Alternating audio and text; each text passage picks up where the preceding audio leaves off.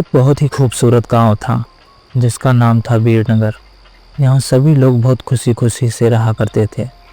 गांव में सभी कुछ अच्छा चल रहा था और इसी बीच अमेरिका से एक फैमिली अपने पुश्तैनी घर में रहने आती है। उस परिवार में पति पत्नी और उनका छोटा सा बेटा था जो अपने हवेली में रहने आए थे। सभी के आते ही गांव वालों में खुशी की लहर दौड़ पड़ी, क्योंकि यह फैमिली कोई और नहीं बल्कि इसी गांव में रहने वाले एक पुराने जमींदार की थी और गांव वाले उनकी बहुत इज्जत करते थे। सब कुछ ठीक चल रहा था, लेकिन अचानक एक दिन इस परिवार के बच्चे की तबीयत अचानक बिगड़ने लगती है।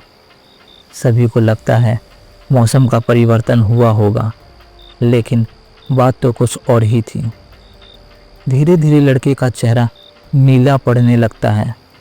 आनन फानन में परिवार ने डॉक्टर को बुलाया और डॉक्टर को भी कुछ समझ में नहीं आया, तो उसने पास में ही बने एक हॉस्पिटल में उन्हें स्वास्थ्य परीक्षण के लिए आमंत्रित किया ताकि बच्चे की बीमारी का पता लगाया जा सके। परिवार ने डॉक्टर की सलाह अनुसार हॉस्पिटल जाना जरूरी समझा। सारे परीक्षण होने के बाद भी कुछ नहीं हासिल हुआ। जैसे ही सारा परिवार गांव पहुंचा तो गांव के कुछ बुजुर्गों ने बच्चे की हालत देखकर उन्हें ओझा के पास जाने को कहा। आज भी गांव में पुराने रीति रिवाज के अनुसार झाड़ फूंक करके इलाज करने की प्रथा कायम है। परिवार सभी सदस्य बच्चे के लिए ओझा के पास भी जाने को तैयार हो गए। गांव के पास ही पहाड़ी में एक बाबा रहते थे जो कि काली विद्या में भी माहिर थे। जैसे ही उनके आश्रम की सीढ़ियों में वह बच्चा अपने परिवार के साथ पहुंचा तो ओझा जोर जोर से चिल्लाने लगे, तू क्यों आई है? इतने वर्षों के बाद भी तेरा बदला शांत नहीं हुआ। ये सब सुनकर बच्चे के माता पिता और गांव वाले दहशत में आ गए। उन्हें समझ में नहीं आ रहा था कि बाबा इतना क्रोध क्यों कर रहे हैं, जबकि उन्हें अभी तक कोई बात बताई नहीं गई। लेकिन बाबा तो काली माया में पारंगत थे, इस वजह से उन्हें रूहानी ताकतों को पहचानना आता था। सभी लोगों ने आश्रम में प्रवेश किया, लेकिन बाबा ने केवल उस बच्चे को पास आने को कहा। बच्चे की हालत बहुत ही खराब थी। उसकी आंखें लाल हो चुकी थीं, उसका शरीर नीला दिखाई पड़ रहा था और उसका शरीर का तापमान आम बुखार से कहीं ज़्यादा था। ओझा ने विभूति उठाकर के बच्चे के मुंह पर फेंका। बच्चा ज़मीन पर लेट गया और ज़ोर ज़ोर से हाथ पर हिलने लगा। किसी को कुछ समझ में नहीं आ रहा था कि बाबा की विभूति से क्या चमत्कार हुआ कि बच्चा अपने आप ज़मीन पर लेटकर ऐसी हरकतें करने लगा।